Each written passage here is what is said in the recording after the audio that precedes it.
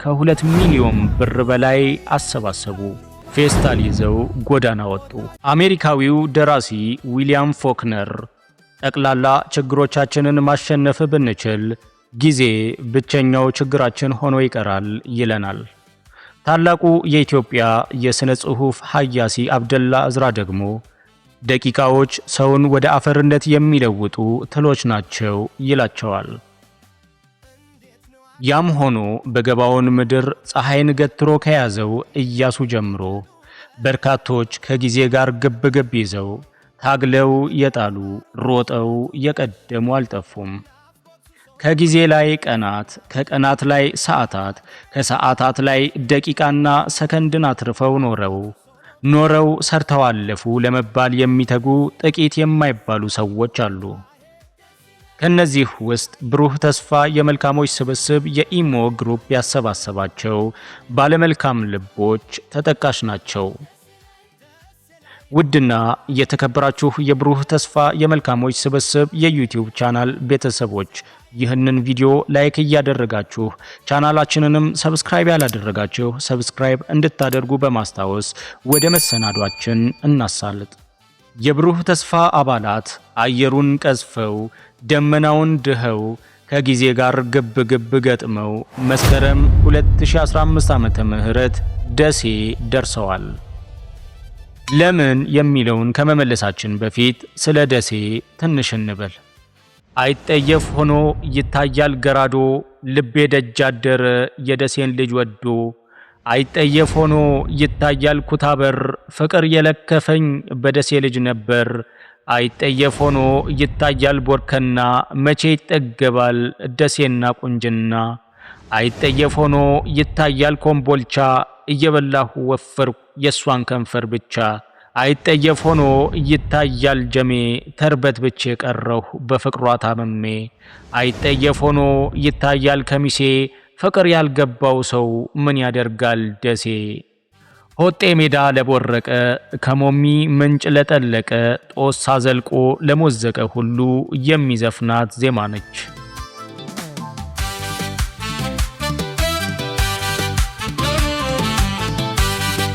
አዎ ደሴ ፍቅር የገባት የወሎ መዲና ናት። የደሴን ውበት የሆጤ ሜዳን የሞሚን ምንጭና የከተማዋን ፍቅር በቀጣይ ክፍል ልናወጋችሁ ቃል እየገባን ዛሬ ደሴ ለምን ተገኘን? ስንታየው ስንት ሰው ያሉ የነበሩ ለመልካም ስራ እንጂ ለራስ የማይኖር ከመቃብር በላይ ከታሪክ ነባሪ ስንታየው ክፉ ሰው ስንታየው መሰሪ። የብሩህ ተስፋ አባላት ለምን ደሴ እንደመጡ ጥያቄ ሊፈጥርባችሁ ይችላል። መልሱ ቀላል ነው። ሰለሞንና ቤተሰቡ። ዛሬ የምናወጋችሁ ስለዚሁ የሰለሞን ይርጋ ቤተሰብ ይሆናል። አብራችሁን ቆዩ። እግዚአብሔር ይስጣችሁ። ጉልበታችሁን ጊዜያችሁን ቆጥባችሁ እዚህ ድረስ መጥታችሁ ይሄ ለኛ ትልቅ ነገር ነው። ትልቅ በጣም ትልቅ ነገሩ ከ6 ዓመታት በፊት በ2009 ዓመተ ምህረት የተጀመረ ነው። ሰርጉ ተጠናቆ አንድ ሚኒባስ ሙሉ ሰው ከኮምቦልቻ ወደ ደሴ እያቀና ነው። የሐረጎን ጥምዝምዝ ገደላማ ስፍራ እየሰነጠቀ ይጓዛል። ከላይ አይሱዙ ከታች ንፋሱ ሚኒባስ ተያይዘው እንደተነፋፈቁ ፍቅረኛሞች በኃይል ተጋጩ። ሚኒባሷ ጋቢና ያላት አትመስልም። ጭርምትምት ብላለች። ቀልባቸው ሲመለስ ብዛታቸውን ሲቆጥሩ አንድ ሰው ይጎድላል። ያ ሰው ማን ነው? ሰርጋጅበን ስንመለስ ነበርና ደሴ ልንገባ መንበረ ፀሐይ የሚባለው አካባቢ ላይ ነውና አይሱዚ ጋር ነበር የተጋጨ ነው። ደንግጠን ስለነበር ሁላችንም ለመውጣት ነበር እንትን እያልን ነበር ነውና ልክ ከወጣን በኋላ ሰለሞን ይለም ነበርና እንዴት እንደገባ ራሱ አላውቅም። ወንበር ውስጥ እንደዚህ ተጠብቆ ነበር ከስርና ምቱ በሱ በኩል ስለነበረ ስናወጣው ነው መጎዳቱና ራሱ በደንብ ያየነው ማለት ነው። እና በሰዓቱ ጭንቅላቱ ላይ ይሄ አካባቢ እንዳለ በጣም ከፍተኛ ጉዳት ነበር የደረሰበት። በጣም እንዳለ ሰውነቱ ደም ነበር ምናምን። እሱን ራሱ ያወጣ ነው ወንበር ገንጥለን ነው ከጋቢና ቀጥሎ ያለውን ወንበር ያንን ገንጥለን ያወጣ ነው። እና ስናወጣው በቃ ራሱን አያውቅም ምናምን ነበረ። በጣም ደም ነበረ። እዛ አካባቢ አምቡላንስ እስከሚመጣም ብዙ ደም ፈሶታልና እኔ እንጃ እንደዚህም ለመሆኑ ይደርሳል ብለን አላሰብንም ነበር። በጣም ነበር በልጃቸው መምጣት ተስፋ የተሞሉት ወላጆች ወይዘሮ የትም ገዛኸኝና አቶ ይርጋ ገዳሙ የመኪና አደጋውን መርዶ ይሰማሉ። 6 ዓመታት ሙሉ ያልሄዱበት ታቦት ያረገጡት ሆስፒታል የለም። ዳሩ ግን ልጃቸው ከአልጋ ላይ መነሳት ዘበት ሆኖበት ቀረ። ስራም ሆነ ትዳርም ሆነ አንፈልግም፣ ትዳራችንም ስራችንም ወንድማችን ነው ብለው እሱ ጋር በመቀመጥ ህይወታቸው ስለተበላሽብኝ ሰለሞን ይርጋ በ20 ዓመቱ በሁለት እግሩ ወጥቶ በህመም የታሰረ ወጣት መኪና ውስጥ ገብተው እስከሚሄዱ ድረስ ሰሊ ከኔ ጋር ነበር እና በአጋጣሚ እያወራን እንደው ምራበኝ እያለኝ በሰዓቱ የዛን ቀን ምራበኝ ርቦኛል ሄጄ ልብላ እዛ ሰርጉ ቤት ሲለኝ አይ እዛ ትሂድ ቤት ድና ብላና ባጃጇን በር ላይ እዚህ ያቆማት ብዬ እኔ በር ላይ ነው ያቆማት ባጃጇን እና በዛ ሰዓት ያቺ ሰዓት ነበረች። አብረን በዛ ሰዓት ሄዱ፣ እነሱም ያን አጅበው ሄዱ እና የሆነ ነገር ሊሆን ሲል ይሰማሃል፣ የሆነ ነገር ይሆናልና የዛለታ ወደ ማታ ላይ ሰርገኞች ሲመጡ በር ላይ እንደዚህ ቆሜ ያለው ነገር ጥሩ አልነበረምና ምንድነው ስል የሆነ አደጋ የሚባልና ተሯሩጠን ነው የሄድነው። ሁላችንም ስንሄድ ሁሉም የተወሰነ ጉዳት ተጎድተዋል። ሰሊ ግን የሰሊ ጉዳት ግን በሰዓቱ ከባድ ነበረ፣ ደም ይፈሰዋል። ዋልት ዊትማን አንድ አይደለሁም ብዙ ነኝ እንዳለው ሰለሞን ለእናት ለአባት ለእህቶቹ ሁሉ ነገር ነው። የእርሱ ህመም የእነርሱም ህመም ነው። ሶሻል ሚዲያ ላይ የምናየው ነገር እንደዚህ እንድናስብ አያደርግ። እንደዚህ እናረጋለን ተብሎ የሚደረገው ሌላ እስከሆነ ድረስ እንደዚህ አልገመትኩም። ግን አሁን እንደዚህ በአካል መታችሁ ስላየኋችሁ ያልጠበቅኩት ነገር ነውና በጣም ደስተኛ ነኝ። በጣም እናመሰግናለን። ብሩህ ተስፋ የመልካሞች ስብስብ የኢሞ መንደርን ተጠቅመው 50 ሎሚ ለ50 ሰው ጌጥ ነው በማለት ያቅማቸውን ያክል ሊያግዙ ሮጡ። በ2 ሳምንታት ውስጥ 310,000 ብር አሰባስበው ደሴ ከተሙ። የሰለሞን እናት እንባ ታበሰ።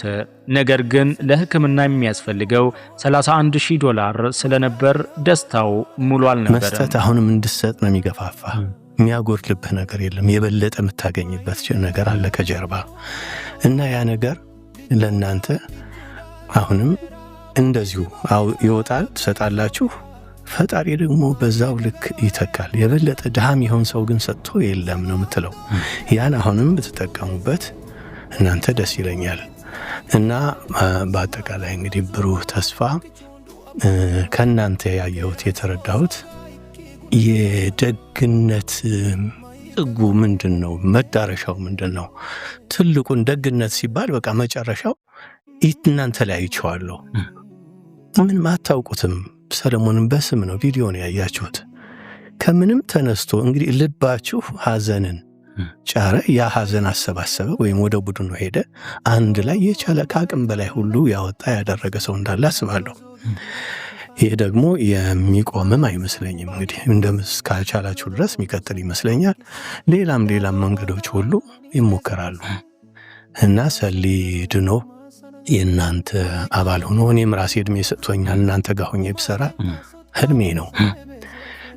እንግዲህ በመጨረሻ ላደረጋችሁት በጎ ነገር ፈጣሪ የእጃችሁን ይመልስላችሁ፣ ይስጣችሁ፣ እቅዳችሁን ያሳካላችሁ።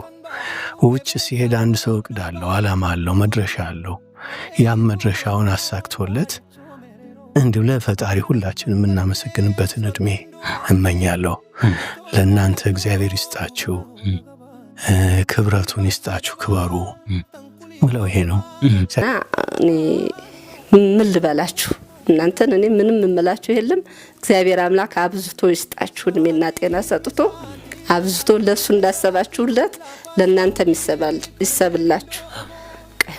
የብሩህ ተስፋ አባላት በነሰለሞን ቤት ተገኝተው ተጨማሪ 50 ሺህ ብር አበረከቱ። ዲዮጋን ፋኖስ አብርቶ እንደፈለገው ሰው ብሩህ ተስፋዎች ፌስታል ይዘው ጎዳና ወጡ። አድማስ ሳይገድባቸው ገደል ሳያግዳቸው ከ2 ሚሊዮን ብር በላይ አሰባሰቡ።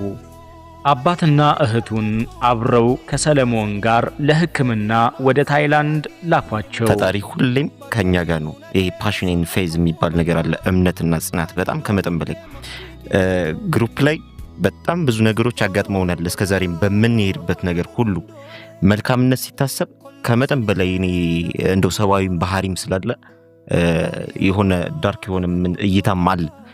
እነዛን ሁሉ ተጋፍጠን እንድንመጣ የሚያደርገን በጣም ትልቅ አቅማችን ማክ ነውና ኦን ዘ ቢሄፍ ኦፍ የኛ ስብስብ በጣም ትልቅ ግራቲቲዩድ የሚገባው ልጅ ማክ ነውና እውነት ለመናገር ትልቅ ክብር ትልቅ ምስጋና ይገባል።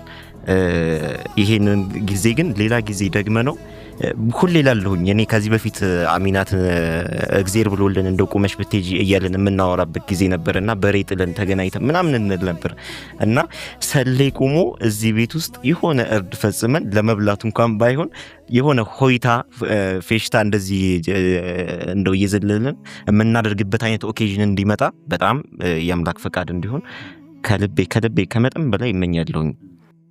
ይሄ ሲተረክ የቀለለ ሲተገበር ግን የከበደ ፈተና ነው። ብሩህ ተስፋ የመልካሞች ስብስብ ግን የሰለሞንን ሕመም በመጋራት የቤተሰቡን ተስፋ ወደ ሕይወት ቀየሩት። ታሪኩ የሰው ልጅ በመልካም ሐሳብ ከተሳሰረ የማይታለፍ መከራ እንደሌለ ያሳያል። ሰለሞንም ከታይላንድ ሕክምናውን አጠናቀቀ። የብሩህ ተስፋ የመልካሞች ስብስብ ጉዞም በድል ተጠናቀቀ። ከአካል መቀራረብ ይልቅ የልብ መቀራረብ ይበልጣል። ብሩህ ተስፋ የመልካሞች ስብስብ የኢሞ ግሩፕ